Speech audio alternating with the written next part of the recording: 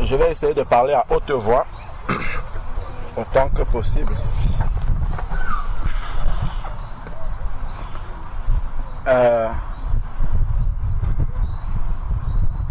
Il est important en fait, quand on fait un chemin, je prends l'exemple d'une maison. Quand on veut construire un bâtiment ou une simple maison sans étage, on commence à construire ainsi de suite, après on s'arrête. On reprend le plan de l'architecte, on voit, il avait prévu une porte là. Est-ce que réellement la porte a été placée suivant le nombre de centimètres qui avait été demandé par rapport à la gauche, par rapport à la droite et ainsi de suite? On avance encore, on s'arrête encore, on regarde, est-ce qu'on est en train de suivre le plan ou est-ce qu'on est sorti du plan déjà? C'est très important en fait de procéder de cette manière-là pour être sûr à la fin que ce qu'on va obtenir était ce qui était prévu dès le départ. Si on fait ça, en fait, on va aller en désordre et au final, on peut obtenir peut-être une belle maison, je n'en sais rien, mais qui ne correspond pas au plan. Imaginons-nous que nous soyons entrepreneurs et on gagne un appel d'offres, quelqu'un nous demande de construire sa maison et comme on voit souvent des maisons clés en main. À la fin, tu viens, tu donnes la clé au propriétaire, il arrive, il regarde, il entre. Il t'avait demandé 3 chambres, il n'y en a que 2. Il t'avait demandé un salon de 25 mètres carrés, il n'y en a que 9 mètres carrés. Il t'avait demandé une cuisine de 10 mètres carrés parce qu'il regarde, il n'y a que 5 mètres carrés, ainsi de suite. Est-ce que le maître, enfin le donneur d'ordre, est-ce qu'il sera content de ça? Est-ce qu'il va même accepter ça déjà? Je ne crois pas. Je pars de là pour nous poser une question. Le but d'un enfant de Dieu, quand il se convertit au Seigneur, c'est d'aller au ciel, c'est de finir au ciel, ça on le sait. Par contre, quel est le but d'un enfant de Dieu sur la terre? Tant qu'il est encore là, tant que le Seigneur le laisse ici sur la terre, c'est quoi le but? Parce que si on ne sait pas quel est le but, on court sans savoir où on va. Et à chaque fois qu'on avance, on doit regarder le but et voir si on s'en rapproche ou si on s'en éloigne. Si on est sur le chemin du but ou si on est sur un autre chemin. C'est important en fait. Parce que si on ne connaît pas le but, effectivement, on va naviguer à vue. On va construire une maison sans savoir au final ça doit donner quoi. On doit arriver à quoi à la fin. Donc c'est important en fait de garder ça toujours présent à l'esprit. Donc, j'ai entendu des réponses. C'est chacun, ceux qui veulent répondre peuvent prendre la parole et nous dire c'est quoi le but d'un enfant de Dieu sur la terre, tant qu'il est encore sur la terre. C'est d'accomplir la mission que Dieu lui a donnée. Accomplir la mission que Dieu lui a donnée. Gloire au Seigneur. Est-ce qu'il y a une autre réponse? Moi, je vais donner une réponse. Oui, frère.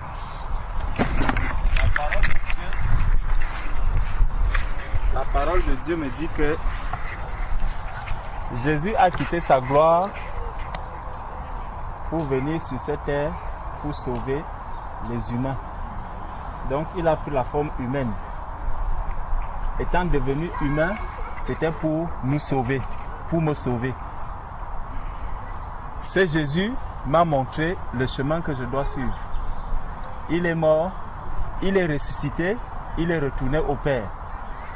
Et moi maintenant, l'ayant connu, l'ayant accepté, il me dit que je ne suis plus de ce monde, je ne suis plus de cette terre. Donc, je suis un être, comme on peut dire, un extraterrestre, mais posant les pieds sur la terre. Si je suis donc sur la terre, je ne suis pas de la terre, j'ai donc un travail à accomplir. C'était de faire le même travail que Jésus-Christ est venu faire sur la terre. Donc, apporter la lumière vers ceux qui sont dans les ténèbres, afin qu'eux aussi puissent être sauvés. De sorte que quand je meurs, si le Seigneur me retire le souffle de vie aujourd'hui, que ceux qui auront entendu la parole, peut-être au travers de ma bouche, puissent aussi continuer ce travail. Et comme ça, le royaume des cieux va accueillir le plus grand nombre de personnes. En tout cas, voilà la mission que moi j'ai compris que je dois faire sur la terre. Amen. Amen. On a reçu déjà un mini enseignement. Bon, si je résume ce que le frère a dit, c'est de poursuivre la mission de Jésus sur la terre. Amen. Bon, est-ce qu'il y a une autre réponse? Oui, frère. Moi, j'avais presque la même réponse que le frère Georges. Jésus, en partant, il nous a dit allez et faites de toutes les nations des disciples. Donc, c'est-à-dire qu'à travers nous, il y aura un prolongement de Jésus-Christ sur la terre. Nous allons, à travers nous, je veux dire, la terre on va procréer des disciples de Jésus-Christ. Je veux dire, Jésus-Christ nous a demandé d'aller, d'évangéliser, de faire venir à lui des gens. Parce que le but même de l'Éternel, c'est de faire en sorte que tout le monde soit sauvé et que tout le monde parvienne à la connaissance de la vérité. Et c'est un peu ça le but. Et vraiment, le Seigneur nous demande de faire de toutes les nations des disciples. Et c'est à ça aussi que nous avons été appelés. C'est vrai qu'il a préparé des œuvres bonnes pour nous que nous allons mettre en pratique, c'est vrai. Mais il faut que nous faisons du monde de toutes les nations des disciples. Amen. Amen. Dans le but pour lequel nous sommes sur la terre, c'est de faire de toutes les nations des disciples. C'est de faire des nations des disciples. Si je peux résumer ce que notre frère a dit, est-ce qu'il y a une autre réponse?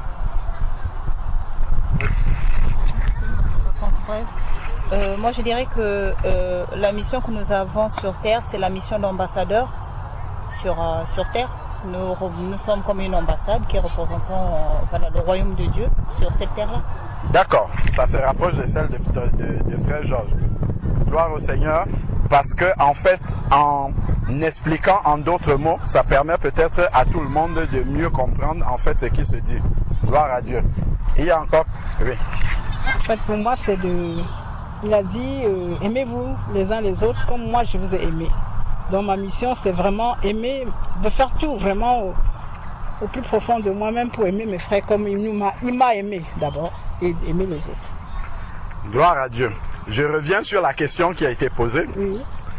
J'ai demandé la mission de tout enfant de Dieu sur la terre. Ah oui, c'est aimez-vous les uns les autres. D'accord, aimez-vous les uns les autres. Donc nous sommes ici sur la terre pour s'aimer les uns les autres. Est-ce que c'est complet? Comme lui, il nous a aimés. Comme il nous a aimés. Oui. Bon. Est-ce que ça résume la mission pour laquelle nous sommes sur la terre? Je pense que tout, enfin, d'après moi, hein, tout dépend. Oui, bien sûr. De l'amour. Hein. Si on n'a pas l'amour, même si tu fais on dit sans l'amour. Tout dépend de l'amour. Tout part de l'amour. Tout part de l'amour. D'accord. Ok. Gloire à Dieu. Tout part de l'amour. Oui. Donc, ça complète en fait ce que les autres bien-aimés ont déjà dit. On a entendu poursuivre l'œuvre de Jésus. Le complément de ça, c'est qu'on ne peut pas poursuivre l'œuvre de Jésus sans l'amour. Sans l'amour. Bon, ok. Gloire à Dieu. Moi, je pense que le Seigneur m'appelle déjà à témoigner, déjà à reconnaître l'œuvre qu'il a accomplie dans ma vie et ensuite de témoigner auprès des hommes ce qu'il a accompli dans ma vie et aussi à suivre ses pas, marcher sur ses traces. D'accord. Marcher sur ses traces et témoigner aux hommes ce que Jésus a accompli dans sa vie. Et reconnaître aussi ce qu'il a fait pour moi. Et reconnaître ce qu'il a fait pour elle. C'est vrai que chacun l'a pris un peu comme une question personnelle, mais la question c'était pour tous les enfants de Dieu. Hein. La mission commune, en fait. Pourquoi Jésus nous a laissés sur la terre? C'est vrai que après, chacun peut avoir une spécialité dans cette mission-là, voilà. Chacun peut avoir une spécialité. J'ai déjà compris que la spécialité de ma sœur, ça va tendre vers l'amour un peu. Voilà, elle est spécialisée dans l'amour, mais en restant dans la mission générale. C'est sûr que sans l'amour, comme la sœur a dit, c'est l'amour qui a motivé le Seigneur à descendre sur la terre. C'est sûr que sans l'amour, on ne peut même rien commencer. Ce n'est même pas la peine de commencer à faire quelque chose. C'est important de pouvoir le souligner. Est-ce que pour tout le monde, jusque-là c'est bon? On voit où est-ce qu'on va? Ok, est-ce qu'il y a encore une autre réponse? Oui, frère Gilles. Il y a ce que Paul disait qui m'est revenu à l'esprit. Il disait que vous mangez, que vous buvez, faites tout pour la gloire de Dieu. Amen. Donc, si je fais tout pour la gloire de Dieu, eh bien, ça rejoint ce que ma sœur disait. Ce sera par amour de toute façon. Et puis dans tout ce que je fais, je chercherai à accomplir la volonté de Dieu et uniquement sa volonté et pas ma volonté, quoi. Gloire à Dieu. Voilà.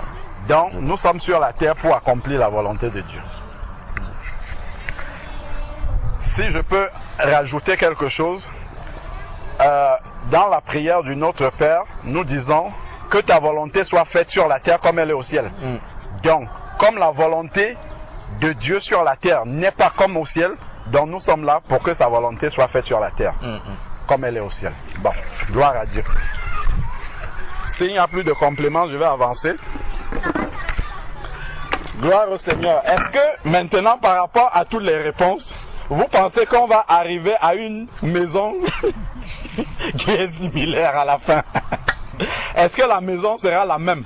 C'est-à-dire que si le Seigneur nous avait lâchés comme ça, il lâche Gilles, je sais pas moi, au pôle Nord, il lâche frère Nicanor en Océanie, il lâche Georges, je sais pas, en Afrique, est-ce que au final, la maison qu'ils vont venir présenter à Dieu à la fin aura le même plan? Ça sera la même. Gloire au Seigneur. Ça devrait être la même. C'est sûr et certain. Quelles que soient les orientations par lesquelles on passe, au final, on doit arriver à la même chose, en fait. On doit finir par arriver au même but. C'est vrai, en fait, que toutes les réponses sont justes. La réponse de tonton Nicanor, en fait, se rapproche de celle que moi j'ai compris également et regroupe l'ensemble, en fait. C'est-à-dire, Jésus lui-même, quand il est arrivé, la toute première chose qu'il a commencé à faire, c'est faire des disciples. Parce que au travers de faire des disciples, tout le reste là, ça va rentrer là-dedans. S'il y a des disciples, les disciples font quoi? Se disciplinent pour faire la même chose que le maître. Si les disciples ont vu le maître aimer, les disciples vont manifester l'amour du maître. Si les disciples ont vu le maître faire la volonté du Père, parce que c'est ce qu'il faisait, ils vont faire la même chose, la volonté du maître aussi. Donc en fait, effectivement, le Seigneur nous appelle à faire des disciples. Maintenant, la question que nous devons nous poser, avant de dire que je dois faire des disciples, je ne peux pas faire ce que je ne suis pas. Là, c'est un problème déjà. Imaginons que une sœur ici veut avoir un enfant. Mais si elle veut avoir un enfant qui soit plutôt un petit chien ou un petit chiot, ça ne sera pas possible. Parce qu'elle est un être humain, jamais elle ne pourra accoucher d'un petit chiot. Inversement, si une chienne aime tellement son maître et qu'elle aspire à donner bas à des petits qui ressemblent à son maître, ça ne pourra jamais arriver parce qu'elle est de nature chienne et son maître, c'est un humain. Ça ne va jamais arriver. Donc effectivement, je ne peux pas m'engager dans la mission de faire des disciples si je ne suis pas un disciple. Je ne vais pas venir dire, bon, écoute, je vais voir les gens là-bas, je dis, je veux faire de vous des disciples, mais je vais aller vous montrer à quoi ressemble un disciple. Je prends la main et j'amène, je dis, voici frère Georges, c'est comme ça qu'un disciple doit être. Et je veux faire de vous comme frère Georges est. Mais s'il ne voit pas ça sur moi-même, ça sera un problème. Je ne peux pas faire ce que je ne suis pas. Ce n'est pas possible. Donc effectivement, et là on rejoint donc ce que la sœur Solange disait tout à l'heure, de s'appuyer en fait sur ce que Jésus a fait pour toi-même. Ça part de ce que tu es toi-même en fait. Tu es une vitrine du Seigneur Jésus-Christ. Donc, et les autres voient et connaissent Jésus à travers toi d'abord. C'est par là que ça commence. C'est ce que Jésus a fait de toi. Si tu es un disciple du Seigneur Jésus, alors tu peux faire d'autres disciples. C'est d'abord ça. Nous sommes d'abord nés du sein de notre mère. Nous sommes devenus des êtres humains et nous aussi nous pouvons procréer par la suite. Mais il a fallu que nous naissions d'abord, que nous soyons des êtres humains pour pouvoir le faire. Donc effectivement, pour faire des disciples, il faut être un disciple soi-même. Et donc, Déjà, le but, avant d'entrer dans la mission que Dieu m'a donnée, quand je dis Dieu m'a donné, c'est en tant qu'enfant de Dieu, je ne parle pas de moi personnellement, c'est que nous soyons d'abord des disciples. C'est d'abord par là que ça commence. Nous devons d'abord être des disciples du Seigneur. Une fois que nous sommes des disciples du Seigneur, nous entrons dans l'œuvre. Nous avons vu quand le Seigneur est arrivé, quand il a commencé son œuvre, il est sorti des eaux du baptême, il a été dans le désert pour être tenté par le diable. Quand il ressort, il appelle André et Pierre, Matthieu 4. Il leur dit, vous êtes pêcheurs de poissons, je ferai de vous des pêcheurs d'hommes. Mais à l'instant là, ils ne sont pas encore des pêcheurs d'hommes. Ils vont devenir, je ferai de vous des pêcheurs d'hommes. On peut lire dans Matthieu 4. C'est important en fait de voir la manière et les temps de conjugaison du Seigneur. Matthieu chapitre 4, lorsqu'il appelle Pierre et André, Matthieu chapitre 4, verset 17. Matthieu 4, à partir du verset 17, il est dit, dès lors Jésus commença à prêcher, il sort du désert, Jésus commença à prêcher et a dit, repentez-vous, car le royaume de Dieu est proche. Repentez-vous, car le royaume de Dieu est proche. Au bord de la mer de Galilée, il vit deux frères, Simon, appelé Pierre, et André son frère, qui jetaient des filets. En effet, ils étaient pêcheurs. Donc, Jésus va voir deux frères qui pêchaient du poisson. C'était leur métier. Et Jésus va leur dire quelque chose. Il leur dit, suivez-moi. Si on s'arrête là, regardons d'abord, la parole de Dieu nous donne d'abord une première parole qui est sortie de la bouche du Seigneur Jésus-Christ. Il a d'abord dit, repentez-vous. Est-ce que donc Simon et André peuvent suivre le Seigneur Jésus-Christ s'ils n'ont pas accompli d'abord la première parole qu'il a prononcée? Non. Ils ne peuvent pas le suivre. C'est une parole qu'il a prononcée, c'est par là qu'ils doivent commencer pour le suivre. D'abord, se repentir. Ensuite, le Seigneur dit, et pendant que vous me suivez, lorsque vous avez décidé de me suivre et que vous avez commencé à me suivre, je vous ferai pécheur d'hommes. Ce n'est pas vous êtes déjà pécheur d'hommes. Il dit, je vous ferai pécheur d'hommes. Donc, c'est quelque chose qui va arriver en suivant Jésus-Christ. Je vous ferai pécheur d'hommes. Ensuite, maintenant, je vous ferai pécheur d'hommes. Et il s'arrête là. Et maintenant, la Bible dit, aussitôt ils laissèrent. Jésus a dit une chose, suivez-moi, je vous ferai pécheur d'hommes. Et après, qu'est-ce qui se passe? Simon et André prennent la décision de laisser tout et de suivre Jésus-Christ. Jésus n'est pas resté là, je vous en supplie. Non. Il leur a dit, et il les a laissés comme ça. C'est à vous de savoir ce que vous voulez faire là maintenant. Si Simon et André n'avaient pas suivi Jésus, Jésus ne serait pas resté là. Il aurait continué. Il avance, donc aussitôt ils laissèrent. Donc ça, ce sont Simon et André qui ont pris la décision, après avoir entendu Jésus-Christ, de laisser là leur filet et ensuite de le suivre. Maintenant, en allant plus loin, il vit deux autres frères, Jacques fils de Zébédée et Jean son frère, qui étaient dans la barque avec Zébédée leur père.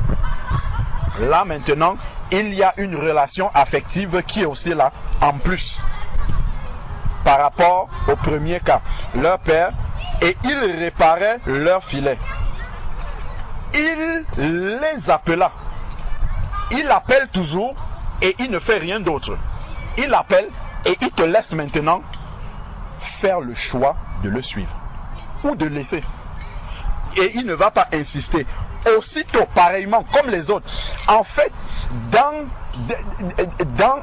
la réponse des apôtres, des disciples, des premiers disciples, on voit en fait qu'il y a la spontanéité, en fait. J'accepte tout de suite. Je ne commence pas à dire, et si ça, et ça, et mes filets que je laisse. Il n'y a pas de question, ils ne se posent pas cette question-là. Ils partent et ils font confiance à celui qu'ils vont suivre, au maître. Donc, il y a cette décision, il y a la spontanéité de la décision et il y a l'abandon total, en fait. Il y a le renoncement total, complet. Toute leur vie a été abandonnée à l'instant où ils ont rencontré Jésus-Christ. Toute leur identité de pécheurs, tout ce qu'ils faisaient, cette vie-là ancienne qu'ils avaient, ils ont tout laissé là. Tac, pour partir vers autre chose. C'est ça la repentance. Repentez-vous et que chacun de vous, bon ça c'est même un autre passage, repentez-vous car le royaume de Dieu s'est approché. À l'instant, on voit les premières repentances là, c'est l'abandon complet, c'est le renoncement à qui j'étais avant. Voilà pourquoi Jésus va dire ailleurs maintenant, si on parle dans Matthieu 16, verset 24 qu'on connaît très bien, Jésus va dire ailleurs maintenant, Matthieu chapitre 16, verset 24. Alors Jésus dit à ses disciples, plus tard, si quelqu'un veut venir à moi, si quelqu'un veut véritablement être disciple, si quelqu'un veut venir après moi, qu'il renonce à lui-même en fait. Renoncer à soi-même, c'est abandonner tout ce qui est ma volonté en fait. Et le problème à devenir disciple, et on va toujours revenir à ce point-là, c'est qu'il n'y a pas de renoncement. Comme il n'y a pas de renoncement, on va trouver des excuses. À chaque fois, il y aura des excuses. Si on te présente ça, voici la volonté du Seigneur. Non, moi, voilà, je vais donner une excuse. Je ne peux pas faire ça parce que ceci. Je ne peux pas parce que ceci. Parce que ceci. Parce que ceci. Parce que, en fait, en réalité, il y a encore ma volonté. Donc, je ne pourrai jamais être un disciple du Seigneur. Or, le but justement d'être là, d'être enfant de Dieu sur la terre encore ici, c'est d'être déjà un disciple. Et maintenant commencer à faire des disciples. En fait, je ne serai jamais un disciple. Le but vers lequel le Seigneur nous amène, c'est de devenir des disciples. Est-ce que nous pensons que nous sommes des disciples là? Ça serait vraiment compliqué lorsque nous regardons la vie des disciples et que nous comparons à la nôtre, d'oser dire que nous sommes des disciples. Ça serait vraiment difficile. Nous sommes des aspirants disciples. Merci, merci beaucoup, tonton Nicanor. C'est une expression qui commence à se rapprocher de ce que nous sommes. Nous sommes des aspirants disciples. Moi, le premier. Hein. Donc, le Seigneur dit de renoncer à soi-même, en fait. Renoncer à soi-même dès le départ, quand j'ai déjà compris. Parce que les apôtres, en fait, la prochaine fois qu'ils disent allons pécher, c'est quand Jésus est mort déjà. Je ne sais pas si vous voyez. Ils ont abandonné ça. La prochaine fois que l'idée d'aller pécher leur revient, c'est quand Jésus n'est plus devant eux. C'est un engagement qu'ils ont pris pour la vie. On ne revient plus dessus. Donc, lorsque je sais que la volonté du Seigneur, c'est ça, peu importe ce que ça va me coûter après, je fais la volonté du Seigneur, point à la ligne. Quand j'ai accepté réellement, quand j'ai compris que ma mission sur la terre, c'est de devenir un disciple, comment dire, je fais ce qu'il faut pour devenir un disciple. Sinon, je me mens à moi-même, en fait. En fait, on va créer un club d'amis ici, là. Si jamais quelqu'un ne devient disciple ici, mais en fait, on aura perdu tout notre temps sur la terre. Si on ne devient pas des disciples du Seigneur, on aura perdu du temps. En fait, tout ce qu'on aura fait, on n'aura pas atteint la volonté du Seigneur. C'est pour cette raison-là qu'en commençant, je nous ai dit, quel est le plan de la maison vers laquelle nous devons arriver? N'oublions pas que ce plan-là, ce n'est pas simplement de se réunir là le dimanche. C'est d'être des disciples du Seigneur. Le Seigneur n'a pas dit, le verset que le tonton Nicanor citait tout à l'heure de Matthieu 28, il n'a pas dit, allez faites de toutes les nations des adhérents de la foi chrétienne. Il n'a pas dit, allez faites de toutes les nations des gens qui vont venir remplir l'église. Non. Il a dit de faire des disciples. C'est un ordre qui est très négligé en fait. Les gens travaillent pour remplir leurs églises. Ce n'est pas ça. Je préfère avoir une personne ici là, mais qui soit un vrai disciple du Seigneur. Un vrai aspirant disciple, je ne dirais même pas disciple. Aspirant, c'est-à-dire qu'il a décidé de devenir disciple. Soit je suis le Seigneur pour être un disciple, soit je ne le suis pas du tout. C'est ça, puisses-tu être ou froid ou bouillant. C'est pas au milieu des deux. Je ne m'engage pas et je commence à réfléchir plus tard que hey, je m'étais engagé comme ça, mais en fait le Seigneur après il me demande de laisser ça. Je dis non. C'est pendant la repentance que je réfléchis à ça en fait.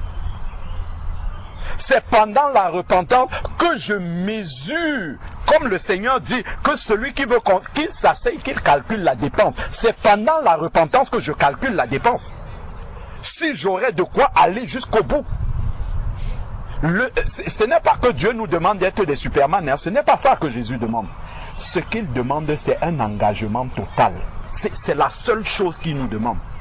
Est-ce que dans mon cœur, j'ai tranché net, je dois être un disciple, point barre. Quel que soit ce que ça va me coûter, le but c'est d'être un disciple. Est-ce que déjà, cette décision-là est claire en moi? L'impression que moi j'ai, j'espère me tromper, en fait c'est qu'on s'engage avec le Seigneur en comptant simplement, je fais ce que je peux, et je compte sur la miséricorde de Dieu. Oui, Dieu est miséricordieux, il est grâce, ainsi de suite. Mais en fait, je ne peux pas mentir au Seigneur. Je ne peux pas dire au Seigneur que je suis ton enfant, je veux te suivre. Mais dans la pratique, en fait, j'ai du mal vraiment. Je ne me donne pas les moyens, je me trouve simple des excuses à chaque fois pour ne pas faire la volonté du Seigneur.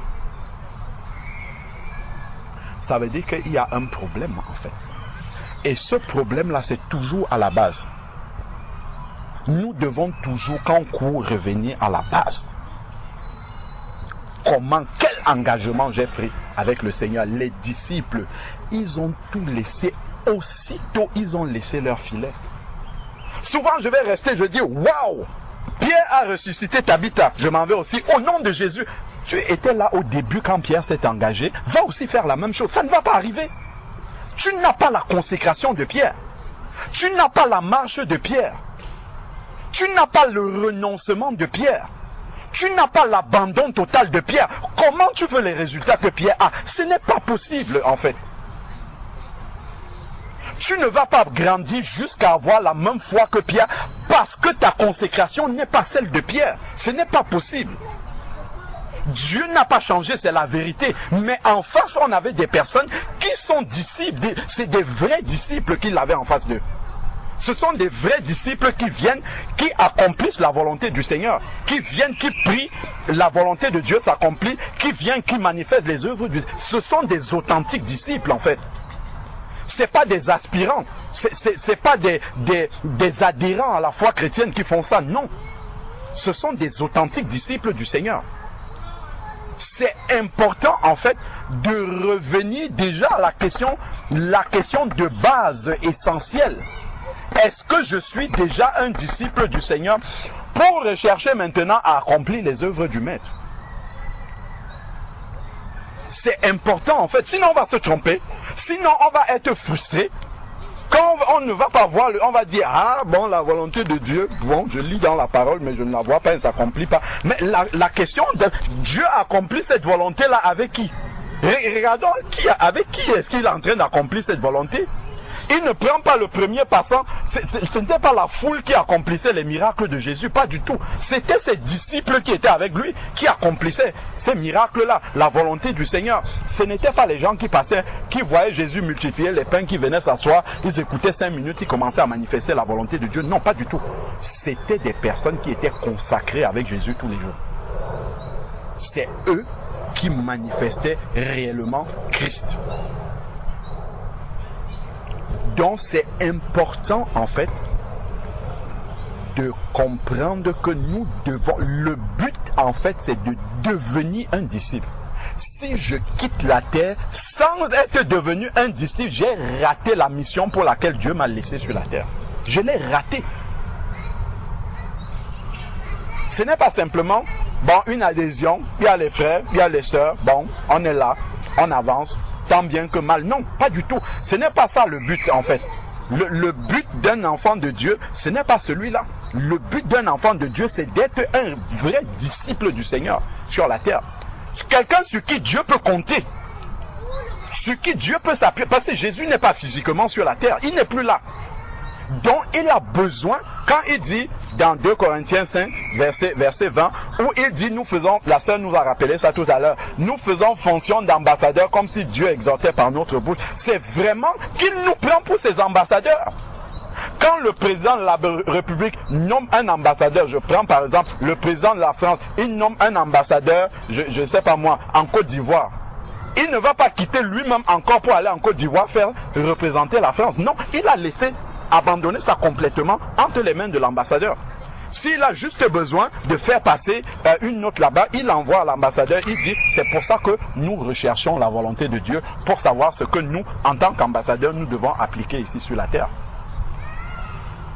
Donc le président ne va plus descendre de rester avec son ambassadeur pour appliquer la volonté, la volonté du pays avec lui. Non, l'ambassadeur est seul sur le terrain et il applique la volonté du maître. Il applique la volonté du pays.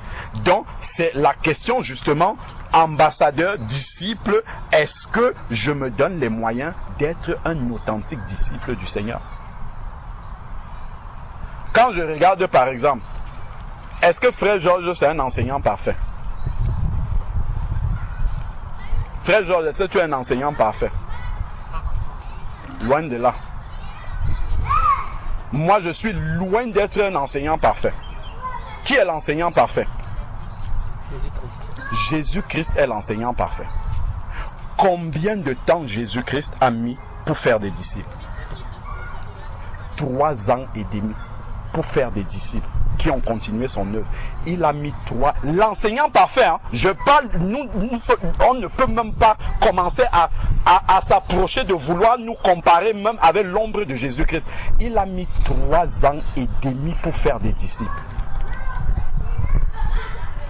Il n'a pas mis 3 ans et demi en voyant les disciples dimanche après-midi seulement. Il a mis 3 ans et demi avec eux tous les jours. Il dormait avec eux. Il le voyait tous les jours. De temps en temps, il se retirait pour aller prier. Quand les disciples dormaient, après il revenait. Pour faire des disciples, l'enseignant parfait, il a mis 3 ans et demi tous les jours avec eux. Nous pensons que nous, en venant ici dimanche après-midi, en se voyant comme ça, avec des enseignants imparfaits, on va devenir des disciples. En fait, nous sommes en train de nous mentir, mes frères et sœurs. On se ment. On ne sera jamais des disciples. On n'est pas sur le chemin pour atteindre l'objectif. Ça, il ne faut pas se mentir. On n'est pas sur ce chemin-là. Il faut s'arrêter et regarder le modèle et se dire, est-ce que c'est de cette manière-là que je vais devenir un disciple?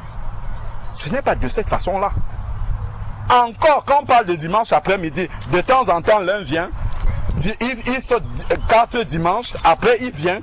C'est pas du tourisme, mes frères et sœurs. Vous ne venez pas ici pour donner une dîme ou des offrandes à quelqu'un. Vous venez pour vous-même, pour chercher la face de Dieu, pour poser des questions. J'ai lu ça dans la semaine, je n'ai pas compris. Frère, expliquez-moi. Pour prier les uns pour les autres. C'est écrit dans Actes chapitre 2, verset 42. Dès qu'on a plongé les 3000 dans les eaux du baptême, la Bible nous dit, ils persévéraient dans l'enseignement des apôtres. Ils se voyaient tous les jours. Tous les jours, ils étaient assidus au temple. C'est écrit, ils rompaient le pain dans les maisons. C'est comme ça qu'on devient disciple. Ce n'est pas de temps en temps. La communion fraternelle, c'est optionnel. Ce n'est pas optionnel. L'enseignement des apôtres, ce n'est pas optionnel. La communion fraternelle, ce n'est pas une option. La fraction du pain, ce n'est pas une option. Les prières, ce n'est pas une option. Si je pars déjà sur le fait que pour moi, la prière c'est une option, je prie de temps en temps, je ne serai jamais un disciple, je ne connaîtrai pas la volonté du maître. Si je pars sur le fait que l'enseignement des apôtres, de temps en temps, quand j'ai du temps, j'écouterai un enseignant, mais je ne vais jamais devenir un disciple. Si je me dis de temps en temps, je vais méditer la parole de Dieu, mais je ne connaîtrai pas la volonté du maître. Je ne connaîtrai pas la volonté de Dieu pour moi-même. En fait, quand je deviens un enfant de Dieu et que je veux devenir un disciple, d'entrée de jeu, les 4 piliers là, je dois déjà comprendre que ce n'est pas une option pour moi. C'est pas une option. Sinon, je me trompe déjà. Quel est le maçon qui veut construire une maison, il n'a pas de ciment, il n'a pas de sable. C'est quel type de maison qu'il va construire? Je médite de temps en temps quand j'ai du temps. Je vais à la communion fraternelle s'il ne pleut pas, s'il fait beau, je vais aller. Je vais prier si j'ai du temps. Si mon réveil sonne, je prie. Si ça ne sonne pas, je ne prie pas. Et puis j'avance comme ça. La fraction du pain. Non, jamais. Je me trompe en fait. Je ne serai jamais un disciple. Donc je vais avancer. J'aurai peut-être une religion, un soupçon de foi, mais en fait, Dieu ne va jamais se révéler profondément parce que je ne le cherche pas. En fait, soyons sûrs d'une chose, hein, c'est que Dieu ne force pas quelqu'un. Si tu fais le vide et que tu veux que Dieu remplisse, il remplira autant que tu as fait le vide, jusqu'à ce que ça soit plein. Mais si tu n'es pas, si tu ne demandes pas, Dieu ne te donne pas. Si tu n'as pas soif, Dieu n'étanche pas ta soif. Dieu ne peut pas venir t'arrêter comme ça, il dit va à la communion fraternelle. Il ne va jamais faire ça. Dieu ne va pas venir te dire, hé, tu n'as pas envie de prier, lève-toi pour prier, le Saint-Esprit va te rappeler 1-2 fois, après il va te laisser. Le Saint-Esprit, comme les gens disent, je ne sais pas comment, est un gentleman, il respecte notre volonté. Il ne va pas te forcer plus que ça. S'il faut prier, Dieu va te montrer 2-3 fois qu'il faut prier. Après, il va te laisser. Si tu ne veux pas prier, il va te laisser. Il ne te force pas. Donc, si tu n'as pas décidé, mais en fait, tu seras un adhérent de la foi chrétienne. Regardons un peu dans Luc chapitre 14.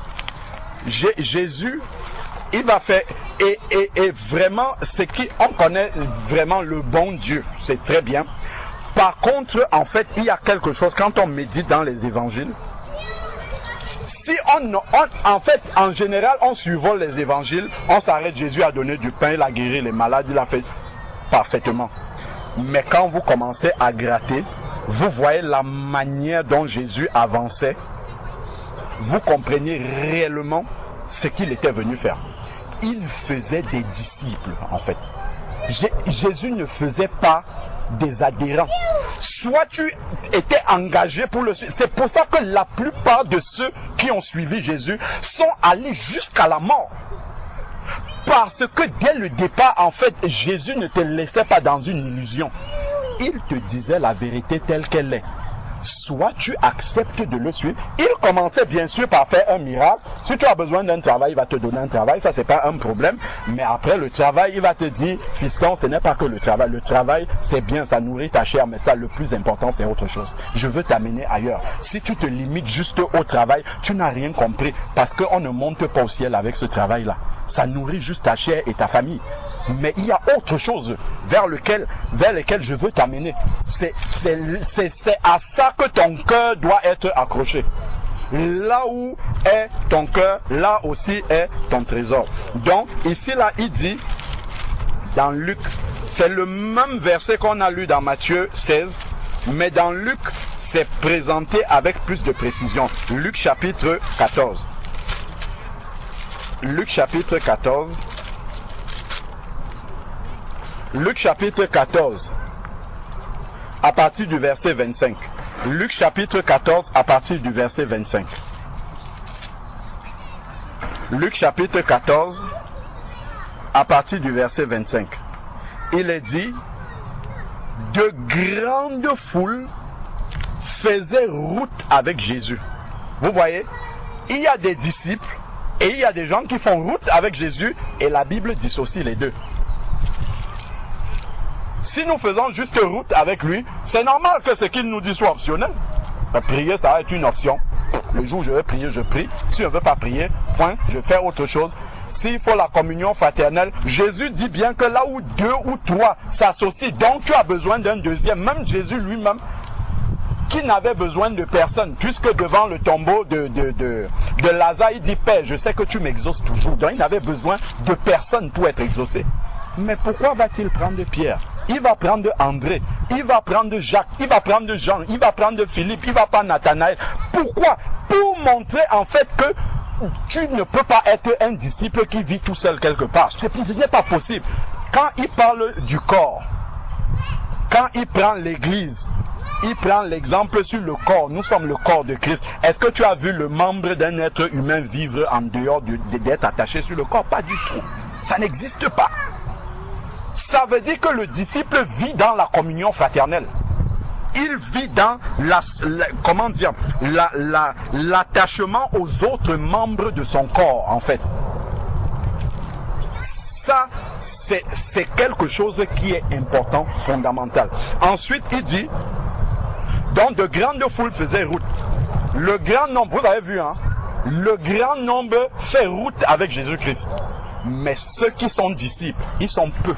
Ils sont très très peu. Large est le chemin qui mène à la perdition. Dès qu'on dit Jésus ouvre, tout le monde court. Quand Jésus commence à parler sérieusement, une sélection commence à se faire. Donc ceux qui n'avaient pas pris l'engagement réellement, commencent en fait à s'écarter du chemin. Et le Seigneur va toujours, au travers des circonstances, au travers de la marche, nous révéler. Il ne nous laisse pas dans l'illusion. Il n'attendra pas que nous soyons dans le cercueil pour nous dire. Il va nous montrer en fait qu'on n'était pas réellement engagé.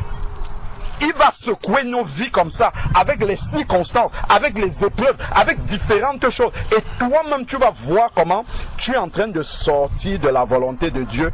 À cause de ces épreuves-là, tu vas commencer à te donner des excuses. Ah, je n'ai pas médité parce que ceci. Ah, je n'ai pas été à la communion fraternelle parce que ceci. Ah, je n'ai pas cherché mon frère et ma soeur parce que ceci. Ah, je n'ai pas fait parce que là, il y aura toujours des épreuves dans ta vie jusqu'à la fin. Et c'est la preuve que tu es un enfant de Dieu. Donc Dieu ne va pas d'abord enlever toutes les épreuves de ta vie et dire, mon fils, maintenant il n'y a plus des épreuves, fais ma volonté. Si tu n'as pas d'épreuves, tu ne peux même pas faire la volonté de Dieu. Jésus a fait la volonté du Père, plongé dans les épreuves.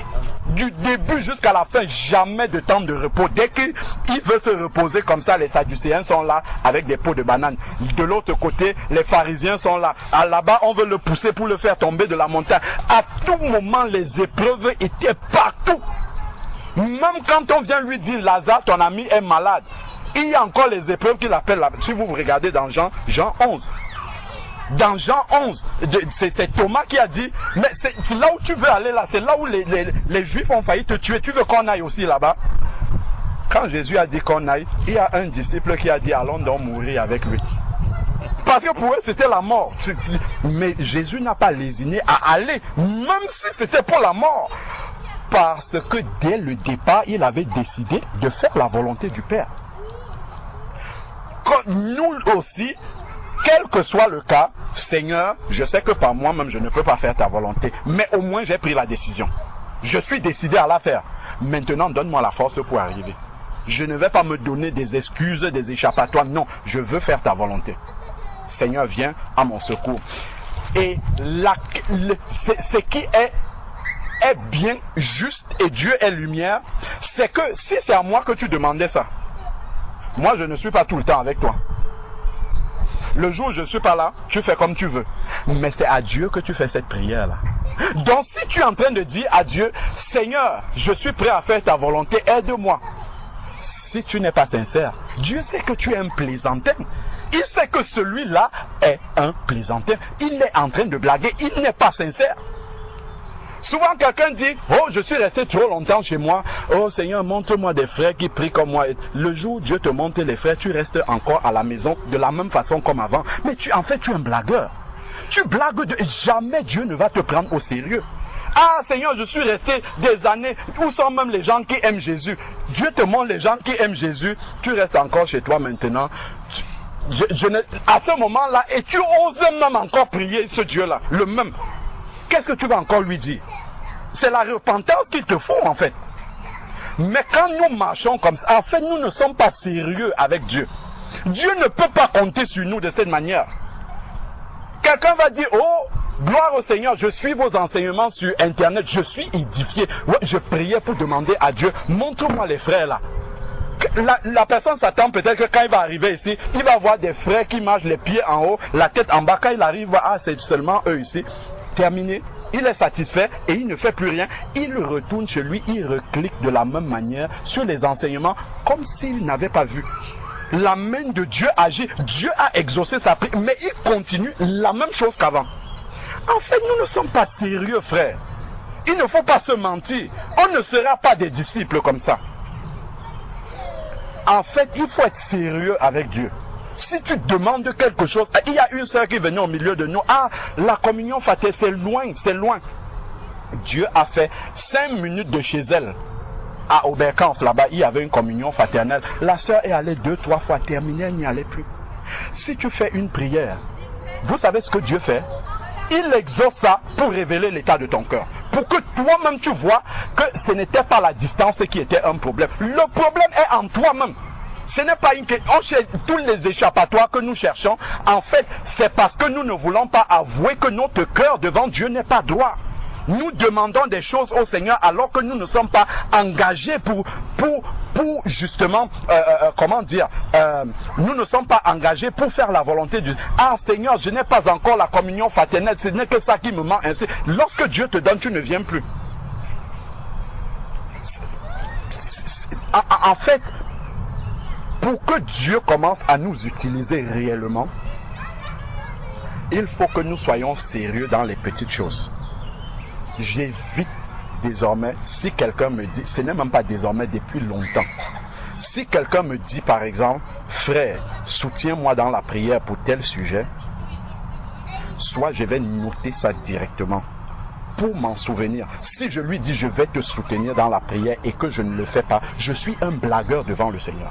Ce sont des petites choses sur lesquelles le Seigneur est vigilant. Il voit comment les toutes petites choses, le sérieux qu'on fait, le sérieux avec lequel on prend ces choses-là. C'est voilà comment Dieu commence à nous tester. Je vais rester là, je vais dire, ah, ça fait 5 ans, je suis enfant de Dieu, je ne sais pas, Dieu m'appelle même à quoi, je jeûne 6 mois, tu es prêt? Si Dieu te révèle ça, mais est-ce que tu es prêt à le faire? Tu n'es pas préparé à ça. Tu n'as pas montré au Seigneur que tu es sérieux déjà dans les petites choses qu'il te montre. Tu viens faire des prières. Est-ce que tu es réellement... Quand Dieu exauce les prières que tu lui demandes là, il y a une sœur, je prends toujours l'exemple de la communion fraternelle. Une sœur qui disait, ah moi je travaille le dimanche, c'est pour ça que je ne viens pas. Après, il y a le témoignage qui arrive ici là. Ah, mon patron, Dieu a touché son cœur. Il m'a donné mon dimanche. Gloire à Dieu, que Dieu te bénisse ma soeur. Après, la même soeur, quand on lui rappelait, mais ma soeur, tu viens de naître de nouveau. Ce n'est pas qu'on veut te voir. S'il y a une personne ici, c'est suffisant. La question, c'est que la Bible dit, désirez comme des enfants nouveau-nés le lait non frelaté de la parole de Dieu. Tu as besoin d'entendre des enseignements en tant que nouveau converti. Même vieux converti, tu as besoin de cette parole-là. Tu ne peux pas vivre sans. Lorsque les Israélites se sont engagés dans la mer Rouge, c'est là où Pharaon a pris tous les chars. C'est ce que la Bible dit. Il a pris tous les chars d'Égypte pour le suivre. Comment tu vas t'en sortir à peine sorti des eaux du baptême quand les épreuves vont venir sur toi? Si tu n'as pas reçu les enseignements, tu vas être surpris. Tu vas dire, mais on m'a menti sur la vie chrétienne. On m'a dit que dès que je devais prier, tout devait être exaucé. Ce sont les enseignements qui te font grandir, qui te font comprendre que la vie spirituelle, ce n'est pas à l'eau de rose. Oui, on prie le Seigneur nous exauce, mais les épreuves font partie de la vie chrétienne. Là, quand tu vas arriver, frère, je suis attaqué comme ça. Oui, moi aussi, j'étais passé par là. On va prier pour toi. Ma soeur, ne te décourage pas. Tu vas aller rester tout seul de ton côté. Le malin va venir te cribler. Tu vas commencer à entendre des voix. Dieu m'a dit ceci, il m'a dit de marcher comme ça. Montre-moi ça dans la Bible. Personne n'a jamais marché comme ça. Mais tu crois que Dieu t'a parlé. Tu n'as pas encore appris à écouter la voix de Dieu parce que tu ne connais pas sa parole, donc tu ne connais pas comment Dieu parle. Tu as besoin de t'asseoir, d'écouter les enseignements. Tu as besoin de t'asseoir et poser des questions sur les enseignements. Pour grandir, pour te fortifier. Quand tu vas aller cliquer sur Internet, tu écoutes un enseignement. Tu as besoin de discernement pour savoir ce que j'écoute là. Est-ce que c'est biblique? C'est important en fait. Sinon, en fait, il y a beaucoup de tourisme spirituel maintenant. Beaucoup. En fait, nous sommes beaucoup des enfants.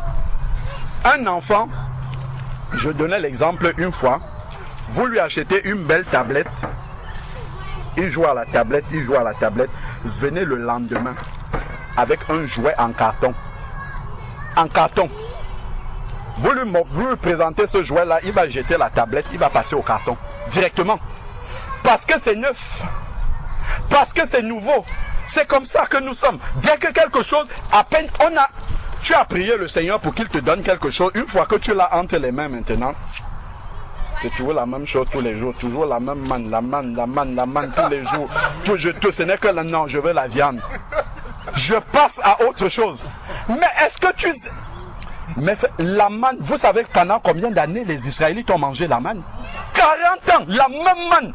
Ça n'a jamais changé. C'était toujours la même chose. Parce que dans cette manne-là, il y avait tout. Il y avait la vitamine A, B, C, D, E, combien. Il y avait tout dedans. Ce n'est pas une nouvelle manne que Dieu leur a donnée. Ah non, on veut la viande maintenant. Ah non, on veut ceci. Ah, les concombres d'Égypte.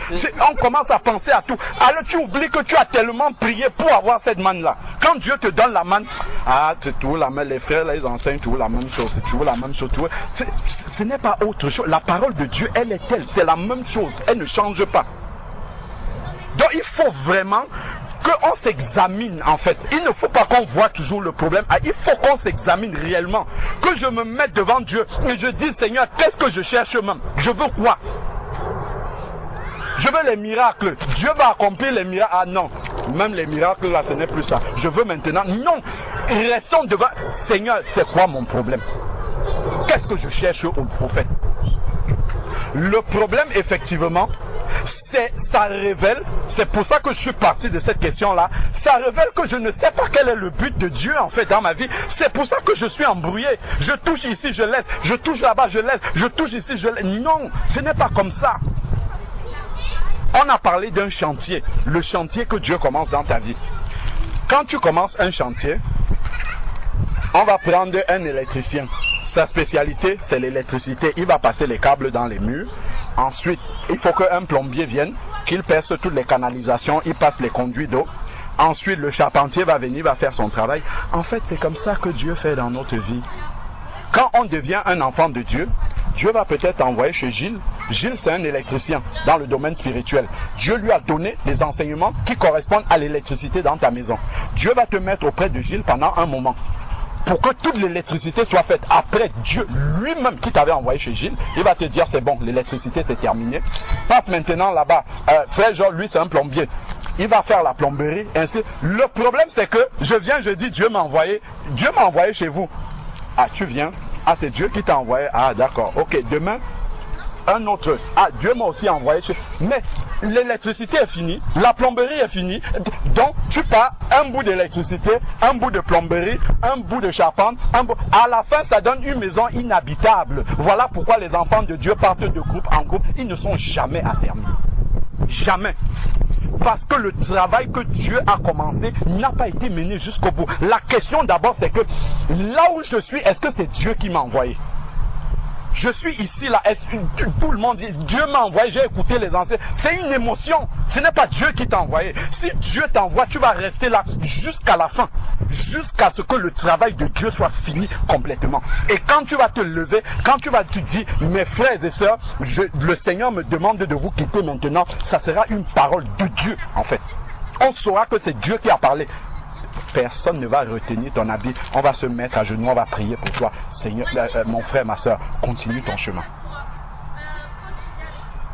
La question, c'est que les enfants de Dieu sont légers avec leur vie spirituelle. En fait, on avance aveuglément, on tâtonne, on essaye ici, on essaye là-bas. Dieu n'est pas un Dieu de désordre. Restons au pied du Seigneur. Seigneur, c'est où que je dois recevoir l'enseignement? Une fois que Dieu m'a montré, je m'assois là-bas, je reçois l'enseignement et je médite moi-même personnellement. Je recherche la face de Dieu moi-même d'abord. Et Dieu complète maintenant au travers des dons des uns et des autres. Il y a l'enseignement, il y a des quand on enregistre un enseignement ici, ce n'est pas tout qui va être publié. Les sujets de prière que les uns et les autres ont, on ne va pas publier ça. Tu vas cliquer sur un enseignement, tu ne sais même pas comment le Seigneur a fait pour que d'où est-ce que c'est parti. Or, le Seigneur t'a envoyé dans l'assemblée pour que tu reçoives tout ça dès le début. Ce n'est pas juste le message que tu dois recevoir. Ça part de la base, d'où est-ce que c'est parti. Comment le Seigneur a suscité ce message? Comment c'est arrivé? Le témoignage que le frère a donné avant que ça ne suscite un message, c'est peut-être un témoignage qui est pour toi, qui va t'aider dans ta marche. Mais toi, tu es resté chez toi, tu dis de toute manière, on va poster les enseignements sur Internet, je vais cliquer. Dieu sait, parce que tu as prié, il sait que si c'est lui qui t'a envoyé, il t'a envoyé là-bas pour accomplir ce travail-là. Et Dieu envoie les épreuves dans ta vie en fonction des enseignements qu'il t'a donnés. Pour ceux qui ont été, la plupart d'entre nous, on a fait un peu des études. Quand tu arrives à l'examen, on t'interroge sur quoi? On t'interroge sur le programme qui a été donné, défini par, comment dire, le conseil des enseignants. Si tu as séché les cours, c'est ton problème. Si tu as séché les cours, c'est ton problème. Voilà pourquoi on se retrouve devant les épreuves. On commence à crier, frère Alain, j'ai telle épreuve, frère Georges, venez, Il y avait les enseignements qui étaient pour toi, il y avait des témoignages qui étaient pour toi, il y avait des sujets de prière qui étaient pour toi. Si c'est Dieu qui t'avait envoyé, il l'a pourvu, il t'a donné tous les cours qu'il fallait. Il t'a donné tous les exercices, tous les travaux dirigés. Il avait tout prévu, mais si tu n'étais pas là, si tu n'étais pas en cours, Dieu va quand même t'interroger sur le programme qu'il avait prévu pour toi. Je dis bien si c'est Dieu qui t'a envoyé quelque part. Ben à ce moment-là, tu seras devant les épreuves. Souvent, on ne sait même pas que l'épreuve va commencer. On est dans l'épreuve, mais on ne sait même pas que c'est un test que Dieu est en train de nous faire passer. Quelqu'un te piétine dans le métro, tu lui donnes un coup. Et c'est après que... En fait, tu étais dans l'épreuve, tu as déjà raté, tu es passé à côté de l'épreuve. Dieu va envoyer un collègue de travail, il va venir te parler, tu vas rentrer dans la conversation. C'est au milieu de la conversation qu'il va sortir une parole grossière, tu vas dire, oh, donc en fait, c'est le malin qui était entré. Tu as déjà raté le test. Parce que tu n'es pas connecté. Donc, déjà, savoir que ma vie sera complètement jalonnée de tests parce que j'ai reçu les enseignements. C'est la première chose. Et ensuite, maintenant, lorsque je suis dans l'épreuve, il faut être armé pour passer l'épreuve. Si tu arrives comme ça, sans être préparé, sans être équipé pour l'épreuve, mais tu seras démuni, tu seras démoralisé, tu seras à terre. C'est là où tu vas commencer à chercher appui sur l'homme. La parole dit dans Jérémie 17, verset 5, maudit celui qui prend appui sur la chair. Maudit l'homme qui se confie en l'homme. Mais parce que tu n'as pas tes racines dans le Seigneur, tu vas commencer à chercher l'appui des hommes ailleurs. Si Dieu t'envoie ici, ce n'est pas frère Georges, frère Alain, frère Nicanor, ce n'est pas eux qui t'envoient. Ils t'envoient pour un enseignement en fait, que tu dois recevoir. Ils t'envoient pour donner aussi ce que tu as reçu. Il y a des gens qui sont là, qui ont besoin de ce que toi tu as reçu. Donc c'est important en fait, dès le début, de savoir qu'est-ce que le Seigneur attend, c'est que je sois un disciple. Pour devenir un disciple, qu'est-ce que le Seigneur a mis à ma disposition? Je dois persévérer dans quoi pour espérer devenir un disciple? Suis-je donc en train de persévérer là-dedans? Ça, si je ne me pose pas ces questions-là, ben je passerai complètement à côté. Donc c'est important en fait, vraiment, de ne pas chercher de ne pas chercher les raisons ailleurs, mais c'est de rester devant le Seigneur, d'être sincère devant Dieu et dire, Seigneur, je ne sais pas ce que je cherche. Je ne sais même pas quel est le but, pourquoi je suis un enfant de Dieu. J'ai compris le but maintenant. Seigneur, je ne suis pas sur ce chemin-là. Révèle-moi ce qui manque pour que je me mette réellement sur ce chemin-là. Je veux prendre une décision sincère. Si tu es sincère, je veux réellement prendre cette décision-là pour arriver au but. Je ne veux pas passer à côté de la mission que tu as pour moi. Quand Saul de Tarse rencontre Jésus-Christ sur le chemin de Damas dans Acte 9, il dit, que veux-tu que je fasse? Il va envoyer Ananias. Ananias va le baptiser. Il va demeurer quelque temps avec les disciples à Damas. Après, qu'est-ce que Dieu fait? Dieu va l'enlever. Dieu va l'envoyer en Arabie. On voit ça dans Galates. Il va rester 3 ans là-bas, au pied du Seigneur. Après, maintenant, Dieu va l'envoyer servir. Donc, il y a un temps de préparation, en fait. Il y a un temps de formation. Et ce temps de formation, c'est Dieu qui t'envoie là où tu dois être formé. Et tu dois persévérer jusqu'à ce que tu aies cette formation. Parce que Dieu sait ce qu'il a prévu dans le plan de ta vie, c'est comment tu dois le servir. Et tu dois être équipé pour ça. Tu dois avoir tout ce qui est nécessaire pour arriver au but que Dieu a pour ta vie. Donc c'est important en fait de savoir cela. Le dimanche est insuffisant pour les enseignements.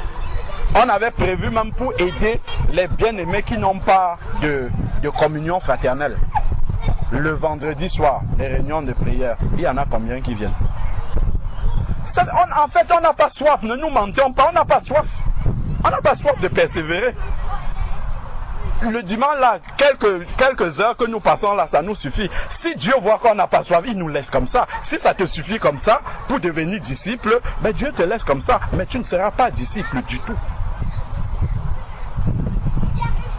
On habite loin, l'autre a Grigny, l'autre à je sais pas, la LRO, l'autre ainsi de suite. On ne peut pas faire des réunions de prière en semaine. C'est compliqué, il y a les mamans d'enfants, ainsi de suite. Voilà pourquoi au moins, on doit s'accrocher dès qu'il y a quelque chose. Le vendredi soir, au moins, tu es chez toi. Ah non, je vais dormir.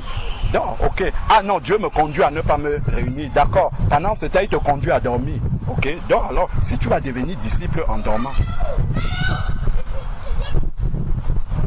c'est important. Si tu dis Dieu me conduit, il faut veiller à faire ce que Dieu te demande de faire. Il faut le faire vraiment. Il ne faut pas dire Dieu me conduit autrement comme une excuse pour être paresseux. Parce que quand tu dis ça, le malin est là et il voit en fait qu'il y a une faiblesse et c'est là qu'il va taper. C'est là qu'il va vraiment taper à ce niveau-là. Parce que tu n'es pas encore solide pour t'en sortir toute seule.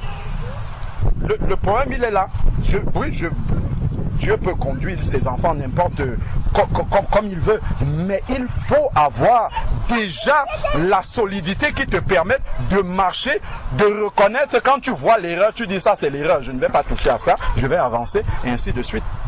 Sinon, tu vas boire des poisons, et après tu seras ballotté complètement à tout vent de doctrine. Et finalement, l'œuvre que le Seigneur voulait accomplir dans ta vie ne sera pas réalisée. Ça ne sera pas la faute du Seigneur. Ça sera ta propre faute. Parce que tu n'as pas écouté le Seigneur jusqu'au bout. Tu es parti dans les découvertes. Je veux découvrir. C'est bien de découvrir. Mais il faut pouvoir encore discerner ce qui n'est pas bon pour toi. C'est important en fait de réaliser ça. C'est vraiment capital en fait. Sinon notre vie spirituelle, tu vas compter 1, 2, 3, 5, 10 ans, tu fais le bilan, tu verras que rien n'a avancé. Rien du tout. Dieu ne te confie pas des missions où tu sens que Dieu t'envoie faire ça. Ah là j'ai passé un cap de foi. Dieu m'envoie faire quelque chose de plus compliqué. Dieu ne pourra pas compter sur toi en fait. Il ne pourra pas s'appuyer sur toi. Ce n'est pas possible. Mes sœurs, nous sommes rentrés de Dakar. On vous a trouvé engagés. Ah, on va se rendre visite. On va prier les uns les autres. Vous avez déjà été chez sœur Irène. Vous avez été chez sœur, je sais pas, Cynthia. Vous avez déjà fait le tour. Pourquoi vous vous êtes arrêtés? On ne commence pas quelque chose, on s'arrête avec le Seigneur. En fait, vous plaisantez devant le... Je vous dis la vérité, vous blaguez avec le Seigneur. Si vous dites Dieu nous conduit à faire, allez jusqu'au bout. Vous avez vu, on a commencé les réunions sur Skype le vendredi. Je vois mon frère, il est fatigué de la semaine. On lutte avec le soir, mais on est là, on a pris l'engagement. Même s'il y a une personne, on sera là. Parce que l'engagement est pris devant Dieu, c'est pas devant les hommes. Peu importe, vous ne venez pas, ça c'est votre problème. On reste, même si on est Dieu, on va prier. Quand on s'engage, et c'est dans ces petites choses-là que Dieu teste notre sérieux. Ce n'est pas un mouvement de foule. Ah, maintenant ça nous plaît, on va se rendre visite les uns les autres. C'est Dieu qui nous conduit, on va aller prier chez Mama Tech. Après, dès qu'on a fait 2, 3, chacun retourne à ses occupations. Ah non, les filets là même qu'on avait laissés, on va reprendre nos filets, on va continuer la pêche. Non! Dieu ne veut pas des consécrations saisonnières. Il faut une consécration totale, définitive, entière, jusqu'au bout. Quand on s'engage à faire un travail pour le Seigneur, on le fait jusqu'au bout. Même si tout le monde t'abandonne. Tout le monde a abandonné Jésus, y compris ses disciples. Il est allé jusqu'à la croix. Il est allé jusqu'à la croix. Il aurait pu dire, Pierre, même toi tu me laisses. Père, c'est trop dur, je vais laisser aussi. Non, il est allé jusqu'au bout. Et c'est ça, c'est ce genre de disciple-là que le Seigneur recherche. Quand tu t'engages, tu dis, je vais faire ceci, tu le fais jusqu'au bout. Qu'il vente, qu'il neige. Si c'est Dieu qui t'a demandé de le faire, tu fais jusqu'à la fin. Mais même si tout le monde a abandonné le travail là, si c'est que une d'entre vous avait reçu ça à partager avec celle qui a reçu ça, va jusqu'au bout. Même s'il faut que tu ailles seul sur les seuls, va seul jusqu'au bout. Dieu regardera ta consécration et il te donnera le travail qui correspond à ce qu'il faut que tu fasses. Sinon, on sera toujours des plaisantins devant Dieu. On commence ici, on ne finit pas. On commence là-bas, on ne finit pas. On commence un travail pour Dieu, on laisse en cours. Ainsi de suite. Dieu ne veut pas des choses inachevées. Il vaut mieux commencer. Ne pas prendre un travail qui va comment dire, qui va te faire écouler parce que tu veux montrer le zèle. Le zèle, c'est très bien, mais il faut avoir la politique de son zèle jusqu'au bout. Ne commence pas quelque chose qui va t'abandonner en chemin. Il faut être sûr que c'est Dieu qui te demande de faire ça. Et si c'est Dieu qui te demande de faire ça, tu te consacres pour le faire et Dieu te donnera les moyens d'aller jusqu'au bout. C'est ce que nous sommes en train de dire là, c'est capital. Sinon, en fait, ta vie spirituelle sera fade. Tu vas finir par t'ennuyer dans la vie spirituelle. Et tu vas chercher maintenant les problèmes chez les autres. Le problème, c'est pas c'est chez toi-même. C'est ta propre consécration qui a un problème. Il y a un engagement qui n'a pas été total. Tu t'es engagé en partie, peut-être sur une émotion. Tu as commencé quelque chose sur une émotion et tu t'arrêtes. La Bible dit, je ne sais pas, c'est Galate qui dit, vous courez bien, pourquoi vous êtes arrêté? Parce que cette course-là a commencé comment d'abord? Cette course-là, est-ce que c'était au pied du Seigneur qu'on a commencé la course? Ou bien, bon, tu as une émotion, je vais faire ça. Tu commences, tac, tac, tac, après tu t'arrêtes. Non, c'est vraiment important de se remettre en question sur ces petites choses-là. Et ça va nous montrer, en fait, le Seigneur va mettre le doigt sur ces choses-là et dire non, là, tu es encore léger. Tu es encore léger là-dessus, il faut, ça peut être petit comme ça, mais il faut le faire entièrement. Il veut des cœurs entiers, entièrement consacrés, pas à moitié, pas à 99, à 100%. C'est de cette manière-là. Si un disciple n'a pas envie d'être utilisé par son maître, c'est pas la peine. En fait, on va encombrer la terre pour rien. Si Dieu nous laisse sur la terre, c'est pour nous utiliser. C'est pas pourquoi on encombre la terre et dit le nombre de chrétiens c'est 3 milliards. Ça importe peu au Seigneur. S'il nous laisse, c'est pour travailler. Nous devons être équipés et consacrés pour faire cela. Pour arriver à cela. Ah, je discerne qu'au milieu de vous, il manque ceci, il manque le don de prophétie. Je vais me consacrer, je vais prier jusqu'à ce que le Seigneur donne le don de prophétie dans l'église. Ce n'est pas, ah, Dieu ne vous bénit même pas, moi je vais aller voir ailleurs. Non, jamais. Je discerne, il y a un besoin qu'il n'y a pas, je vais me consacrer pour que Dieu, soit il m'utilise, soit qu'il suscite un frère pour avoir ça. C'est comme ça qu'on travaille pour l'œuvre du Seigneur. C'est comme ça en fait que, et quand tu vas prendre cette décision-là, ne prends pas ça sous le coup d'une émotion. Cherche la face de Dieu et consacre-toi véritablement pour arriver à ce but-là. C'est comme ça que Dieu voit les disciples, déjà les aspirants disciples qui veulent vraiment arriver à devenir des véritables disciples. C'est très très important ce que nous sommes en train de dire. Sinon, on aura une vie spirituelle qui sera comme ça, en dents de scie. On écoute un message. Souvent les gens écoutent, comme beaucoup, c'est pas internet, ils ont écouté un message, ils ont dit ok, Dieu m'a envoyé là. Quelqu'un écoute les messages, il dit ah, amen, il clique, suivant, amen, il clique, il prie, Dieu l'envoie, il vient là maintenant. On avance. Après il y a une situation, on s'assoit devant la parole de Dieu, on lui dit selon la parole de Dieu, voici ce que le Seigneur demande de faire. Ah, frère, vous ne m'aimez pas.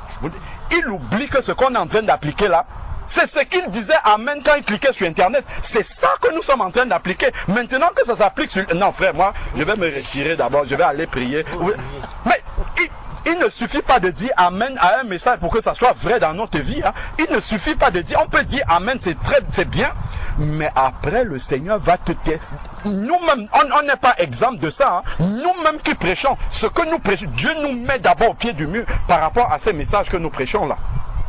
Donc, quand tu dis amen, le Seigneur dit, ah, tu as dit amen ma fille. Ok, ben c'est bien, gloire au Seigneur. Bien, je vais maintenant te tester par rapport à ça. Quand il te teste maintenant, tu dis, hey, ça c'est encore quoi ça? Je pensais que vous étiez comme... Alors, c'est des enseignements que tu écoutais, c'est ça juste qui est en train de s'appliquer. Donc, c'est important en fait de ne pas être des chrétiens émotionnels. C'est important de ne pas être dans le feu de paille. Dans la vie chrétienne, c'est une course de résistance et c'est l'arrivée qui compte, ce n'est pas le départ. Je peux m'engager, je passe dans les eaux du baptême avec un témoignage époustouflant. J'étais, je ne sais pas moi, un ancien gangster, Dieu m'a sorti de là, je deviens même un prédicateur. Si à la fin je n'ai plus l'Esprit de Dieu, je ne vais pas au ciel. Je peux avoir accompli tous les miracles que je veux et ressusciter des morts. Nous prenons souvent le cas de Salomon. Salomon a écrit les proverbes, il a écrit certains psaumes, il a écrit l'Ecclésiaste, il a écrit Cantique des Cantiques. Quand vous lisez ça, c'est une sagesse extraordinaire. Il a eu la gloire que Dieu lui a donnée, la sagesse de Dieu. Aujourd'hui, personne ne peut dire si Salomon est sauvé. Personne. Parce que son cœur s'est éloigné de Dieu. Parce que à la fin de ses jours, c'est la fin d'une chose qui vaut mieux que son commencement. À la fin de ses jours, son cœur s'est tordu. Son cœur a laissé le Seigneur pour pencher vers autre chose. Et tout ça, c'est la manière dont nous nous consacrons dès le début. Il faut que le cœur soit entier. La taille des tribulations, des épreuves qui vont arriver, ça n'impressionne pas le Seigneur. Le Seigneur dit dans 1 Corinthiens chapitre 10 verset 13, il ne laisse arriver dans notre vie aucune tentation qui ne soit humaine, donc qui ne soit supportable par nous. Quand il laisse l'épreuve arriver, c'est parce qu'il juge que nous pouvons supporter. La première chose, c'est déjà d'être sûr. Quand l'épreuve arrive, ne dis pas, oh, c'est trop difficile pour moi, pas du tout. Si Dieu a laissé arriver, c'est que tu peux supporter. C'est que tu peux aller jusqu'au bout. Maintenant, la Bible nous dit que dans l'épreuve aussi, il donne le moyen de s'en sortir pour que nous puissions supporter. C'est parce que tu sais que si Dieu a laissé cette épreuve arriver, c'est ce qu'on disait tout à l'heure aux frères. Tu es au chômage, ne t'inquiète pas. Si Dieu sait que tu es son enfant, c'est lui qui pourvoit à tes besoins. S'il a laissé le chômage arriver, il sait par quel moyen tu vas sortir de ce chômage. Point. Tu n'as même pas à te déranger. La question, c'est de savoir, Seigneur, dans ce chômage-là, qu'est-ce que tu attends de moi? Comment tu attends que je réagisse? C'est important. Moi, je suis passé, après 10 ans de travail, par 1 an et demi de chômage, qui arrivait brutalement comme ça. Mais la question, je n'ai pas comment. Quand je suis sorti, je voulais commencer à chercher le travail à peine. L'Esprit de Dieu, arrête ça vite. Reste devant le Seigneur. Seigneur, pourquoi tu as permis ça? Qu'est-ce que tu attends de moi? Qu'est-ce que tu veux que je fasse? Si tu as permis ça, tu sais pourquoi. Il y a une raison. Je peux pas travailler 10 ans, ça s'arrête pour rien. Il n'y a pas de hasard dans la vie d'un enfant de Dieu. Seigneur, c'est de quelle manière que je dois... C'est qu'est-ce que tu veux faire grandir dans ma foi? Qu'est-ce que je dois comprendre dans cette épreuve qui est en train d'arriver? C'est ça qui était le plus important. Le jour où le Seigneur a décidé que c'est la fin, ça s'est passé comme une lettre à la poste. Et le Seigneur a permis que je vois que ce n'était pas par moi-même. Parce que le recruteur a mis le doigt sur les trous, sur le CV, il a mis le doigt sur tout ce qui n'allait pas. Il a dit ça, ce n'est pas bon, ça, ce n'est pas bon, ça, ce n'est pas bon. Et le lendemain, il dit, je vais vous prendre, quand même. C'est Dieu qui fait ça. Donc, Dieu, il est capable de débloquer des situations qui ont duré des années et des années. Donc, ce n'est pas la manière dont on sort de l'épreuve, ce n'est pas ça qui est important. Le plus important, c'est de dire, Seigneur, ok, l'épreuve est là. Tu as permis que ça arrive, donc tu attends quelque chose de moi. Il y a quelque chose qui doit grandir en moi. C'est quoi cette chose-là? Comment tu veux que je réagisse dans cette épreuve-là? Je sais qu'à un moment donné, tu vas ouvrir une porte pour continuer, pour avancer. Mais je ne veux pas avancer sans avoir reçu ce pourquoi tu m'as mis dans l'épreuve. Parce que si tu sors d'une épreuve sans avoir compris la leçon, ne t'inquiète pas. Dieu est très patient. Devant toi, la même épreuve va se présenter. Que tu le veuilles ou pas, Dieu il t'aime tellement pour te laisser avancer sans te tester. Donc il va remettre la même épreuve sous une autre forme. On va te redonner le même problème, comme on dit souvent, en changeant juste les chiffres. Tu vas changer les chiffres, mais le même problème sera devant toi. Donc autant mieux passer l'épreuve vite fait. Demandez rapidement, Seigneur, qu'est-ce que tu attends de moi? Comme ça, je réagis de la bonne façon, on passe à autre chose. C'est ça la vie chrétienne, d'enfant de Dieu. Et ça, c'est au travers des enseignements, c'est au travers de l'expérience, c'est au travers de la méditation, c'est au travers du partage, la communion fraternelle en groupe, personnel. Quand tu rends visite aux frères, aux sœurs, tu entends les expériences des uns des autres. C'est là, en fait, que tu apprends toutes ces choses-là. Sinon, tu vas être démuni quand ça va arriver. Ah, Seigneur, tu vois, comme je discutais avec une sœur, tu vois comment j'aime tellement les enfants. Pourquoi ça m'arrive? Pourquoi je fais une fausse couche? C'est après que la sœur a compris. Parce que justement, un enseignement est venu la trouver. La sœur se disait, ah, j'ai fait quelque chose à Dieu. Non, ma sœur, tu n'as pas fait, tu n'as rien fait à Dio. Il ne t'a pas fait faire une faute parce que tu lui as fait quelque chose. C'est une épreuve que tu dois traverser. Tu dois demander au Seigneur, Seigneur, qu'est-ce que tu veux travailler en moi? Il y a quelque chose sur lequel tu veux me faire comprendre des choses. C'est quoi que je dois comprendre? C'est ça. Et c'est une jeune sœur justement aussi qui est passée dans les eaux du baptême. Et je crois justement qu'elle n'a pas reçu les enseignements. Elle n'a pas les bases qu'il lui faut. Donc devant cette situation, elle est démunie. Ah, mais Dieu ne m'aime plus. Ah, Dieu, j'ai prié quand même pour avoir l'enfant. Dieu m'a béni. Mais pourquoi ça arrive?